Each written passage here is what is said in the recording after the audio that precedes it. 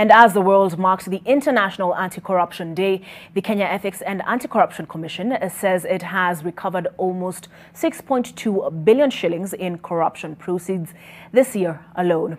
The EACC just recently recovered a piece of land grabbed from the Kenya School of Law in a scheme implicating a former discredited High Court judge. But as NTV's Nayoma Sampao reports, the country's efforts against graft are still feeble at best.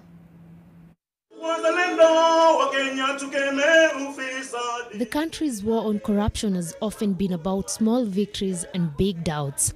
But on a day set aside to take stock of the anti-graft crusade, the Ethics and Anti-Corruption is hailing what it considers a big victory.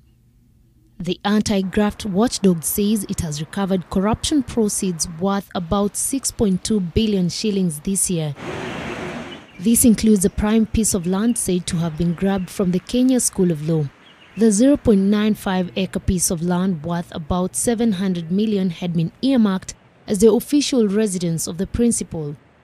Former Kenya School of Law principal and High Court Justice Leonard Njagi is said to have colluded with the directors of a company known as Rockville Limited to fraudulently acquire the land along Bishop's Road in Nairobi.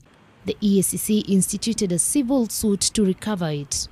The Environment and Land Court yesterday declared the grant issued to Rockville Limited null and void and issued a permanent injunction in restraining the defendants from further interfering with a piece of land. Justice Leonard Njagi was among judges who in 2012 were found unfit to hold office by the Judges and Magistrates Vetting Board. But while the anti-graft watchdogs will chalk this up as a partial victory, the country's war on graft has been fought with many ifs, buts and maybes. The anti-graft agencies have been criticized for highly publicized arrests, but with no convictions. I commend the decision these courts have made, affirming the risk of retaining persons in office who have been charged with corruption and other economic crimes.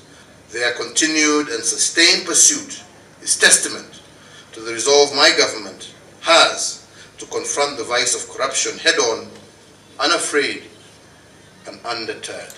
The president in his keynote address challenged what he referred to as a broken justice system, the biggest letdown in the war on graft. And I therefore urge the three institutions at the front line of the war against corruption to deepen and to strengthen their collaboration. The people who always fight EACC are influenced by the politicians to begin to fight the efforts of anti-corruption. The president once more restating the government's resolve to vanquish graft and malpractice from public service, but the emptiness of such promises of action have also been profound. We really need to make the commitment and act rather than have all these beautifully written speeches. Kenyans and especially the youth have been warned against being used by influential people and especially politicians to stand in the way of the fight against corruption. Nayoma Sampao, NTV in Kiambu County. I agree with you, Wana AG. We do really need to move beyond rhetoric in the fight against graft.